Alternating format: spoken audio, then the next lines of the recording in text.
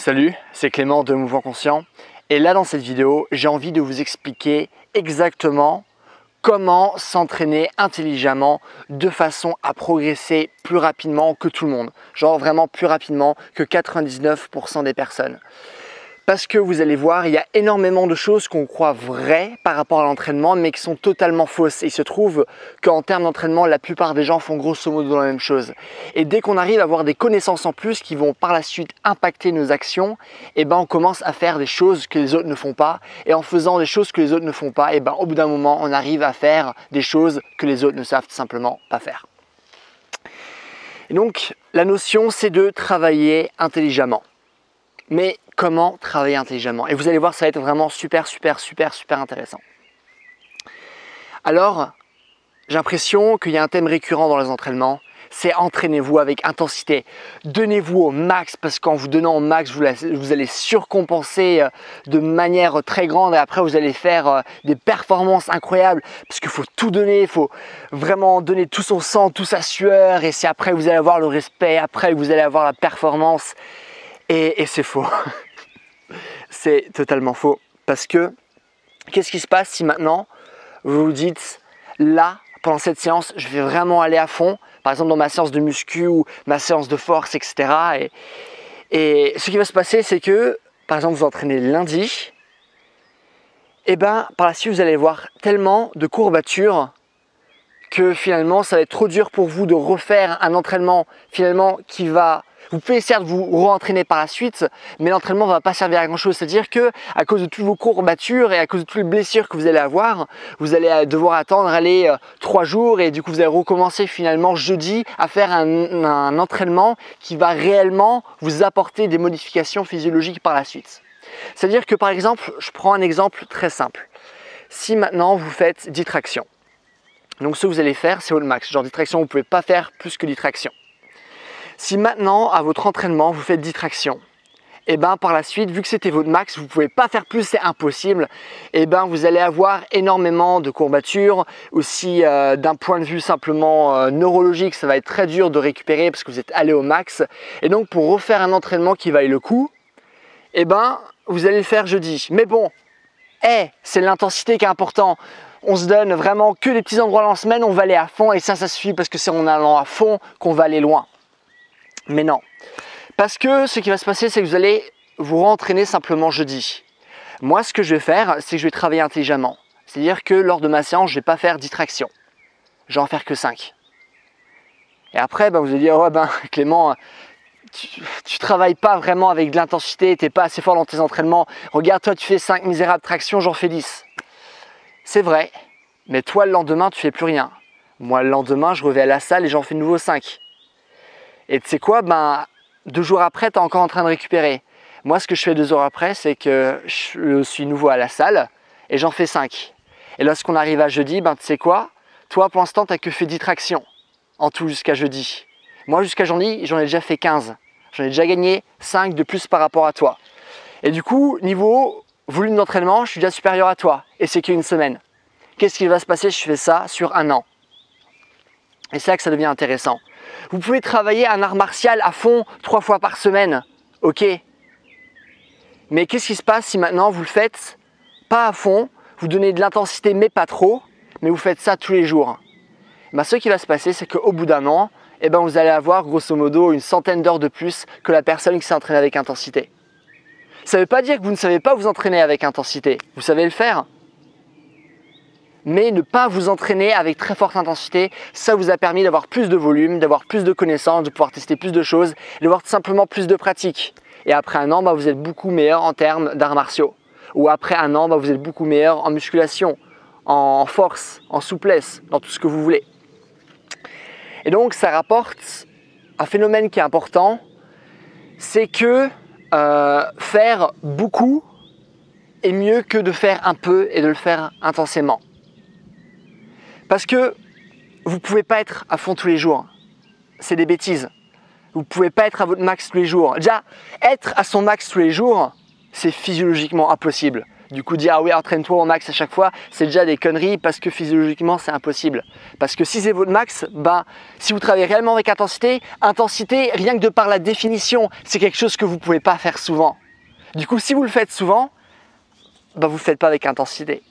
Tout simplement, rien que de par la définition. Et vous pensez qu'un sprinter, il sprint tous les jours? Un sprinter, du coup, c'est aller au max de sa capacité finalement de courir.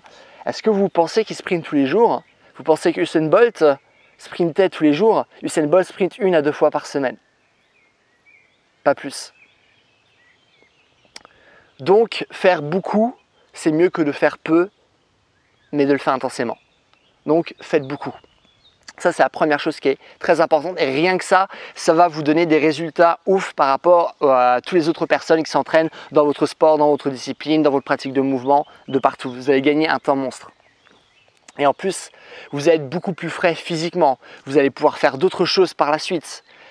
Si, imaginons, je prends l'exemple du CrossFit, parce qu'à chaque fois le CrossFit de séance en séance, on essaie vraiment de faire notre corps à chaque séance, d'aller à fond. Mais si vous allez à fond pendant 1 heure, et pour le reste de la journée, si vous voulez faire d'autres activités physiques, si maintenant vous rajoutez un art martial ou un autre sport, vous n'allez pas être à fond et vous n'allez pas apprendre grand chose parce que votre système nerveux sera crevé, votre corps sera crevé. Sauf que si vous faites beaucoup à intensité raisonnable, vous allez pouvoir faire d'autres choses par la suite. Déjà, rien que mentalement, vous allez vous sentir beaucoup mieux, votre humeur va être mieux, vous êtes moins fatigué, vous allez pouvoir récupérer suffisamment pour faire d'autres séances. Ok ? Donc ça, c'est quelque chose d'important. Deuxièmement, ce qui est très important, c'est d'arriver à un concept de flow. Et qu'est-ce que c'est ? J'espère que vous en avez déjà entendu parler vu que c'est vraiment un concept très très important. En fait, être dans un état de flow, c'est un état notamment par exemple où lorsqu'on est dedans, on ne sent pas le temps passer. On a une discussion et après on regarde l'heure et c'est ah putain, on a parlé 5 heures là, je m'en suis pas rendu compte. Et d'avoir ces moments où on est tellement investi dedans qu'on ne se rend pas compte que le temps a passé. Et le problème, c'est que lorsque vous faites des entraînements très intenses, généralement vous n'êtes pas dans le flow. Pourquoi ? Parce que c'est tellement intense que chaque minute est crevante. Si on regarde la montre, et c'est comme de temps en temps, lorsque j'étais en cours à l'université et qu'il y a un prof que je n'aimais pas qui faisait un cours ultra chiant, que je regarde mon portable en cours et je me dis « Quoi, ça fait que 3 minutes déjà ?» Genre il est 53 et j'avais regardé l'heure à 50, je me suis dit quoi, ça fait que 3 minutes là, j'ai regardé l'heure il y a 3 minutes, c'est pas possible pour moi, c'est genre 15 ou 20 minutes, ça est arrivé à tout le monde ça. Et c'est un peu ce qui se passe quand vous faites des entraînements très intenses. Et ce qui se passe quand vous faites des entraînements beaucoup trop intenses, et en bout d'un moment on n'a plus envie de les faire. Cependant, qu'est-ce que j'ai dit au début ? Faire beaucoup à faible intensité, enfin pas à faible intensité, à intensité modérée, c'est mieux que de faire peu de choses à grande intensité. Et donc, ce qui va se passer, c'est que si vous voulez être dans un état de flow, il faudra faire peu tous les jours, peu entre guillemets. Pourquoi ? Parce que si vous faites des choses qui vous font réellement plaisir, sans aller à fond à chaque fois, vraiment en vous donnant, en vous amusant sérieusement bien sûr, ce qui va se passer, c'est qu'à la fin de la séance, vous dites « Ah c'est dingue, demain j'ai envie de nouveau faire la même chose. » Mais c'est pas ce que vous vous dites après une séance super intense. Après une séance super intense, vous ne direz plus jamais « Ah là j'ai besoin d'aller me coucher, ah là il me faut du repos. » Pas après une vraie séance. Si vous travaillez bien, vous ne vous dites pas ça. Si vous travaillez bien, vous n'avez pas de courbatures le lendemain. Les courbatures sont pour les gens qui s'entraînent mal, pas pour les gens qui s'entraînent intelligemment. Et donc, à force de faire les choses que vous aimez, avoir une intensité raisonnable, vous construisez du flow. Ça vous fait plaisir d'être là. C'est pas un calvaire, vous forcez pas, vous dites pas je dois, mais je veux. Et le gars qui dit je veux, il va pratiquer beaucoup plus longtemps que le gars qui dit je dois. Et certes, vous allez être intense, mais vous allez faire ça, vous allez peut-être avoir des performances de ouf. Mais vous allez vous arrêter après 3 ans où votre corps va vous lâcher. Parce que votre corps n'est pas fait pour travailler à trop forte intensité beaucoup trop souvent. On le voit bien avec tous les crossfitters qui se blessent encore et encore. Mais le gars qui fait du flow, lui, il va s'entraîner 20 ans. Et après, bien sûr, sur 20 ans, vous avez peut-être travaillé à fond sur 3 ans, mais après, vous n'avez plus rien fait pendant 17 ans. Lui, il était à fond. Enfin, du coup, lui, il a travaillé avec intensité raisonnable sur 20 ans. Après 20 ans, il est toujours meilleur que vous. C'est pour ça que c'est important d'être dans un état de flow. Faire des choses qui nous font plaisir, avoir une intensité adaptée, faire peu entre guillemets, mais le faire tous les jours. Ok ? Et ça, c'est vraiment un concept que je trouve intéressant et c'est aussi quelque chose que vous allez retrouver par exemple chez les lutteurs. Pourquoi les lutteurs russes gagnent systématiquement par rapport aux lutteurs américains? C'est que les Américains sont en mode « on se donne à fond, on se donne à fond, on s'entraîne, on est là pour tout donner, pensez à vos familles. Qu'est-ce qui se passe si maintenant vous arrêtez à seulement 100 pompes? Que va penser votre famille? Vous les humiliez là, encore 10 pompes, encore 20 pompes. » Alors que les Russes, ils sont en mode là on s'entraîne, on s'amuse, on essaye de ne pas se faire trop mal non plus, on essaie d'avoir du bon temps, on essaie de faire des trucs qui nous font plaisir, on travaille avec plaisir certes mais sérieusement, mais on fait ça tous les jours, Et en fin de compte, eux les Russes, ils accumulent beaucoup plus d'heures que les Américains. Vous avez déjà vu aussi par exemple les lutteurs par exemple à Cuba. Vous pensez qu'à Cuba, ils s'entraînent sur les tout beaux matelas qu'on peut avoir dans les salles ici, par exemple en France? Non, à Cuba, ils s'entraînent sur le goudron. Et bien sûr, ils vont pas se jeter comme des oufs sur le goudron. Du coup, ils le font pas à fond. Ils le font doucement. Et c'est simplement lors du combat qu'ils vont à fond. Et c'est pour ça aussi que les lutteurs cubains sont ultra bons. Parce qu'ils n'essayent pas d'aller à fond à chaque séance. Ils ont une intensité modérée, mais qu'ils vont garder sur une très longue période. Et si vous suivez en fait ces principes d'entraînement, vous allez voir que vous allez progresser très rapidement. Et c'est aussi, d'ailleurs en parlant de Russie, un préparateur physique qui est reconnu, qui s'appelle Pavel Tsatsouline, qui a travaillé avec plein d'athlètes, qui travaille aussi avec les forces spéciales. Et lui, il est connu notamment pour sa méthode qui s'appelle Easing the Groove. C'est grosso modo, si vous voulez faire par exemple beaucoup de pompes, ne faites pas 3 séances de 200 pompes, je sais pas, à chaque fois. Non, faites 50 pompes tous les jours et faites ça sur 3 mois. Et vous allez voir que sur 3 mois, vous allez progresser plus que la personne qui va simplement faire ces séances intenses 3 fois par semaine. Et donc lui, il a prouvé ça et maintenant énormément d'athlètes l'utilisent et c'est vrai, ça marche. J'avais testé pour moi parce que, pour voir à quel point je pouvais finalement arriver rapidement à faire 100 pompes d'affilée et ça marche très rapidement avec la bonne méthode. Donc voilà, entraînez-vous intelligemment. Vous devez savoir pourquoi vous entraînez, qu'est-ce que vous faites, amusez-vous, recherchez le flow et cherchez le long terme, pas le court terme. Bien sûr, vous allez pouvoir me trouver plein d'autres exemples d'athlètes qui ont travaillé à fond et qui étaient ultra intenses et qui ont très bien réussi, qui sont vraiment au top de leur game. Et par rapport à ça, j'ai envie de vous dire, ok, mais qu'est-ce qui serait passé si maintenant ils s'étaient entraînés, comme je vous le dis là maintenant? Et j'aimerais bien aussi voir l'état de leur corps dans 10 ans. C'est aussi une chose à prendre en compte. Et donc voilà, j'espère que cette vidéo vous a plu.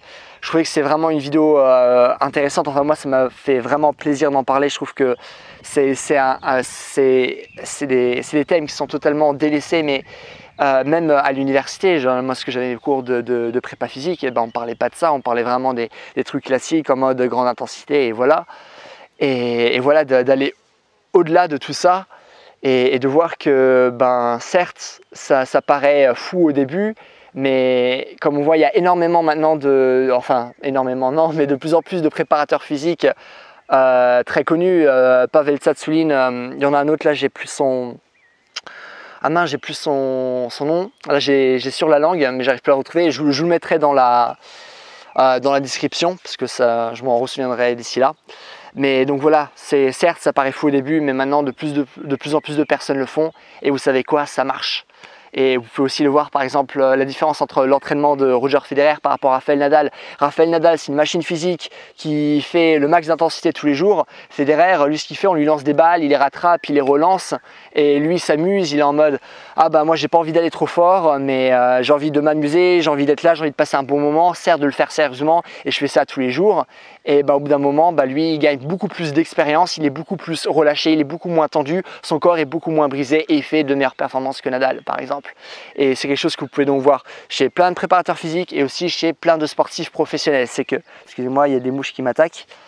Et c'est vraiment quelque chose d'intéressant Mais bien sûr, ne me croyez pas simplement parce que moi je vous le dis ou parce que des athlètes le font ou parce que des préparateurs physiques très reconnus le font, mais testez-le pour vous-même et vous allez voir que ça marche.